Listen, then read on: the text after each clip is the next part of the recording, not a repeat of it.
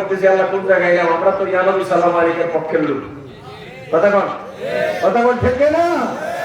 আমি তো মনে মনে চিন্তা করতেছি যে কই আইলাম, যে দাঁড়ায় ইনশাআল্লাহ ঠিক নাই, ওনাকে অসুবিধা নাই।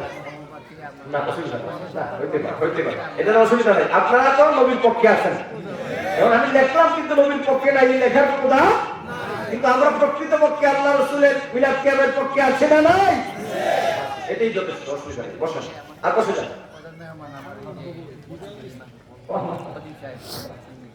খুব পরিশ্রম করেছেন আমাকে বারবার আস্তে আস্তে যে পরিমাণ কুয়াশা, আমি তো চেষ্টা করছি আমার নামও কি বলো এক হাত দূর পর্যন্ত দেখা যায়, এরপরে যে আসতে পারছি আলহামদুলিল্লাহ।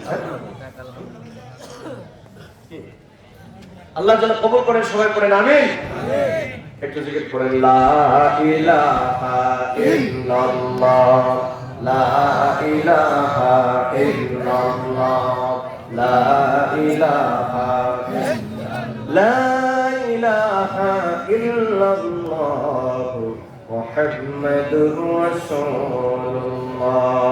সকলে পড়ে সাল্লাল্লাহু আলাইহি ওয়াসাল্লাম। এজন্য ভাই আল্লাহ ভয় কি অন্তরে রাখার দরকার আছে না নাই? এবার আসেন, আল্লাহ বলেছেন আমাকে ভয় করো, ভয় করার মতো। মনে আছে কথা? এই মর্মে আল্লাহ পাক বলেন ইয়া আইয়ুহাল্লাযীনা আমানু তাকুল্লাহা হাক্কা তুকাতিহি ওয়া লা তামুতুন্না ইল্লা ওয়া আনতুম মুসলিমুন। হে ইমানদারেরা, তোমরা আমাকে ভয় করো, ভয় করার মতো। এবার আসেন, আল্লাহকে যে ভয় করবো, এই প্রকৃত ভয়টা কিভাবে, আরেকটা সুন্দর দৃষ্টান্ত আপনাদেরকে দেই আমি। খলিফা হযরত ওমর রাদিয়াল্লাহু তাআলার নাম আপনারা শুনেছেন।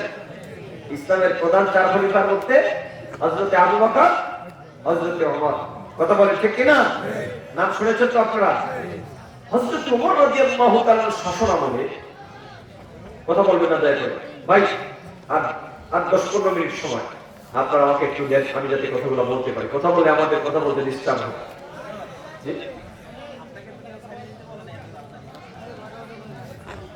আমি অসুবিধা নেই, আপনারা 12টা মধ্যে শেষ করবেন বলুন। তাই কটা পর্যন্ত আমাকে একটু বলুন। আচ্ছা বলেন আপনারা কটা পর্যন্ত সময় পাবেন?